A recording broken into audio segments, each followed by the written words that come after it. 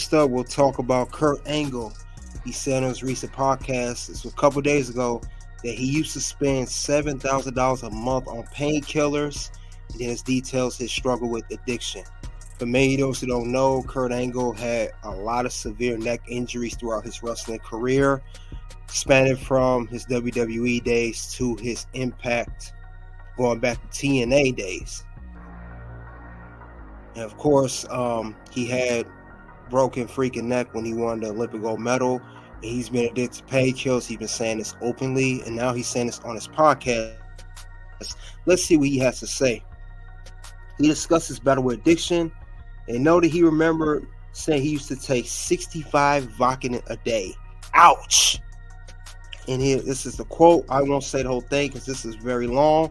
He said, "Yeah, I'm not proud of it. I'll tell you this. This is something that the doctors don't tell you. When I broke my neck the second time, the first in WWE, I met a doctor and he introduced me to painkillers. He said these things are the greatest things in the world and you're going to love them. So I started taking one every 4 to 6 hours. After a while, your body builds a tolerance and one doesn't cut it. Then you take two, then two leads to four, four leads to eight. Before I knew it, I was taking 65 extra strength Vicodin a day. This was within a 6-month period of time. I mean, we're talking almost enough to kill a horse. It was that bad. My focus was not wrestling anymore. My focus was how I'm going to get the next drug. I became a druggie. I became an addict right away." So he took 65 a day extra strength Vicodin. That's very, very strong. He also would describe how he kept taking more and more pills because he was trying to get away from the pain. After his sister passed away, he detailed how he would see 12 different doctors and he was buying 2,000 pills a month. Now that is definitely an addiction. He's not the only one to speak on this. Currently, Maven Huffman, if you guys don't know, there used to be Maven in the early 2000s. That was on the Raw and also SmackDown at one point. He did a story on his podcast how he also was addicted to painkillers. And he said he saw 4 doctors a month. And what happened was he said he signed a waiver form that you only allowed to see 1 doctor a month. And he was later arrested on that because he broke the law. And he said he went through the kind of same struggles that Kurt Angle went through. I don't think his was as bad as Kurt Angle because Maven did not have a broken neck. And also Maven didn't wrestle nowhere near as long as Kurt Angle. So it seemed like these painkillers are very, very dangerous and it's something not to play with. You could be the strongest, the biggest, whatever, but if once you're addicted, you're just addicted. And he says here that he was just trying to hide the pain, emotionally out of control. And he said he had to buy 500 of them illegally from Mexico. So that's a lot of painkillers. And then it says here he's $7,000 a month. He says he's making a lot of money, so the money really wasn't an issue. So, and he also noted here that he said he was never Perk Angle. So that's just something the fans named him. This is why his stint in TNA. But yeah, like I said before, painkillers are nothing to mess with. Supposed to, yes, help the pain for whatever injury or whatever you're going through, but it's not supposed to. The wrestlers and athletes overall, they don't use it just for physical pain, they use it for emotional pain, and that's where you become addicted. And unfortunately, some of the wrestlers that we saw growing up, they're not here with us today because they were addicted to painkillers, steroids, the whole nine. But this is amazing that Kurt Angle used to spend $7,000 a month. Now you figure Kurt Angle in his prime, he was making big money. So like he said, $7,000 probably like maybe $70 to him.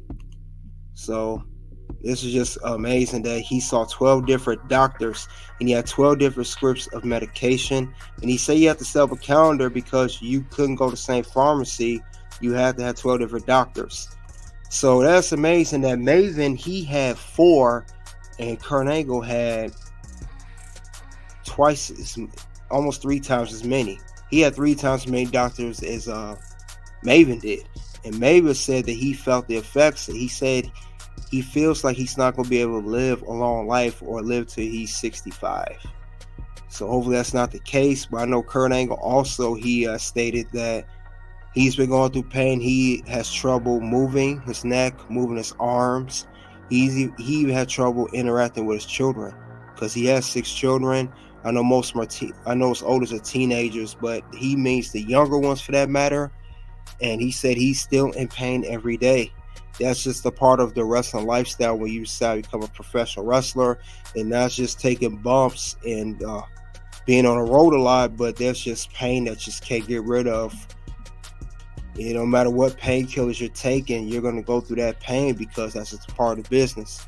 So I, for one, respect all the wrestlers, the professional wrestlers, no matter if you're in WWE, AEW, TNA, or NWA, that are putting their bodies on line to entertain the fans and put on a great show every single night. So much respect to all those athletes, men and women. So they are really putting their bodies on the line. You hear this of the not just the physical pain, but the emotional pain they go through in their professional and personal lives. So that is a lot. So Kurt Angle, I'm glad he's not addicted to painkillers anymore. I know he's still waking up in pain every day, but at least he's still here with us. I believe Kurt Angle was 54, 53, 54, or I could be off, maybe close to 55. I know his birthday's in December, so I think he's going to turn 55 this December, so he's 54 right now. But I'm glad that Kurt Angle stopped being addicted to painkillers because I know that was a hard thing for him to do. And hopefully he continue to live his life, playing his life right, be with his children and his wife. So that's just something to think about when it comes to painkillers as an athlete and also individuals as well. So moving along, let's see what else is going on in the wrestling world. Let's see.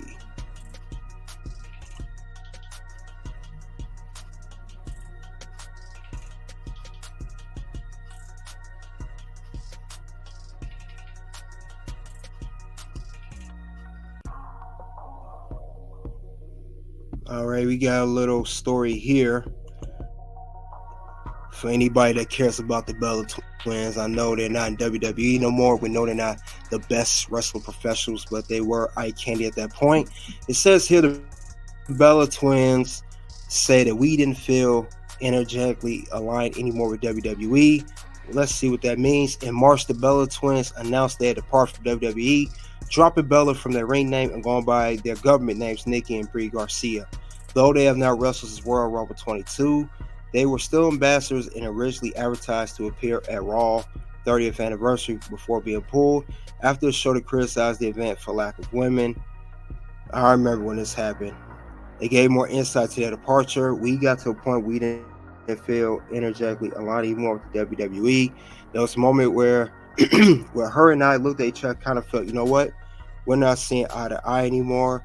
We didn't even have to say, we just look at each other and feel it. We get sad at times we're not a part of what the women are doing over there.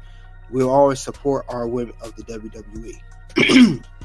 But it's been amazing the meetings of these opportunities to be able to say yes or no for yourself and have to go ask, hey, do we really want to do this opportunity? Can we? We're in this place of reclaiming our power, making our own decisions, and not have to ask permission. It's crazy feeling like that at 39. So, excuse me. Nikki and Brie continue to host their own podcast and are hosts of Twin Love on Amazon Prime. And the Reality Day series is streaming now on Amazon Prime. You guys check that out if you're interested in that.